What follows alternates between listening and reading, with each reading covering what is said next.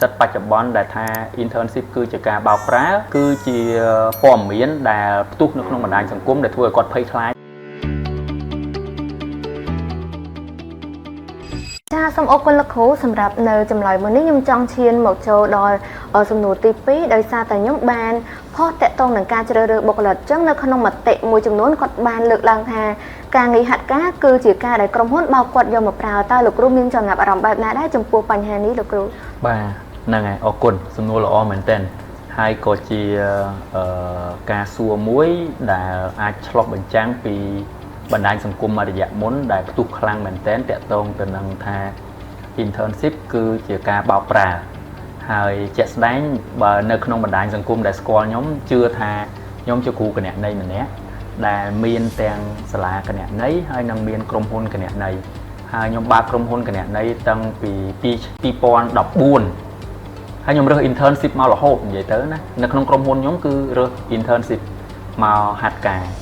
អ្នកដែលធ្វើការងារហាត់ការនៅក្រុមហ៊ុនខ្ញុំពេលដែលគាត់ទទួលបានការហាត់ការហើយគឺគាត់នឹងក្លាយទៅជាបុគ្គលិកពេញសិទ្ធិហើយបម្រើការងារ3ឆ្នាំទៅ5ឆ្នាំនឹងក្លាយទៅជាប្រធានគណនេយ្យនៅក្រុមហ៊ុនខ្ញុំណាអញ្ចឹងខ្ញុំជឿថាការយល់ខុសមួយចំនួនទៅលើនិស្សិតបច្ចុប្បន្នដែលថា internship គឺជាការបោកប្រាស់គឺជាព័ត៌មានដែលផ្ទុះនៅក្នុងបណ្ដាញសង្គមដែលធ្វើឲ្យគាត់ភ័យខ្លាចទេប៉ុន្តែខ្ញុំគ្រាន់តែគិតថាពួកគាត់អាចជៀសវាងការបោកប្រាស់បានព្រោះដោយសារក្នុងសង្គមបច្ចុប្បន្នពិតជាមានអ្នកឈរបោកដែលបោកគាត់ទៅប្រើមែននិយាយទៅណាជាពិសេសនៅក្នុងសម័យ scam online អញ្ចឹងសិតតែថារើសគាត់ទៅធ្វើការងារប្រាក់ខែចេះប្រាក់ខែចុះហើយយកគាត់ទៅបោកប្រើមានមែនអាហ្នឹងណាប៉ុន្តែត្រឡប់មកវិញខ្ញុំនិយាយវិជ្ជាជីវៈគណនេយ្យនៅក្នុងវិជ្ជាជីវៈគណនេយ្យដើម្បីឆ្លងកាត់ទៅធ្វើការងារនឹងកើតវាត្រូវការពេលវេលាចេញពីសាលាហើយត្រូវតែទទួលបានការហាត់ការមួយដើម្បីឲ្យមានបទពិសោធន៍គ្រប់គ្រាន់ក្នុងការធ្វើការងារនឹងឲ្យកើតអញ្ចឹងជំហានក្នុងការទៅធ្វើការងារនឹងកើតចេញពីហាត់ការទៅជំនួយការទៅ senior ហើយបានទៅ manager កើត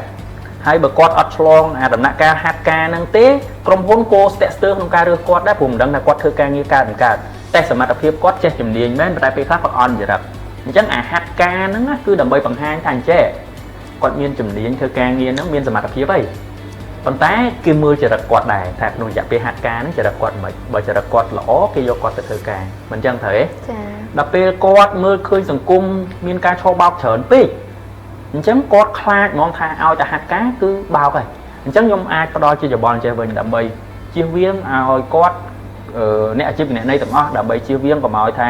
ចាញ់បោកគេនៅក្នុងការទៅគេបោកប្រើណា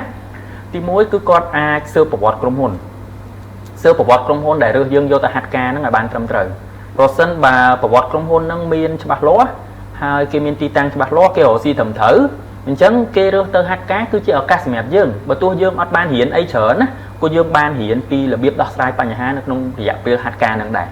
បើទោះតែយើងមិនអាចជាប់ធ្វើការងារតទៀតក៏យើងរៀនបានអ្វីមួយមកវិញដែរនិយាយទៅណាដឹងតែរៀនដឹងតែបានរៀនហើយវាคล้ายទៅជាបទពិសោធន៍មួយដែលយើងអាចដាក់នៅក្នុង CV យកទៅប្រើបានចាសូមអរគុណលោកគ្រូ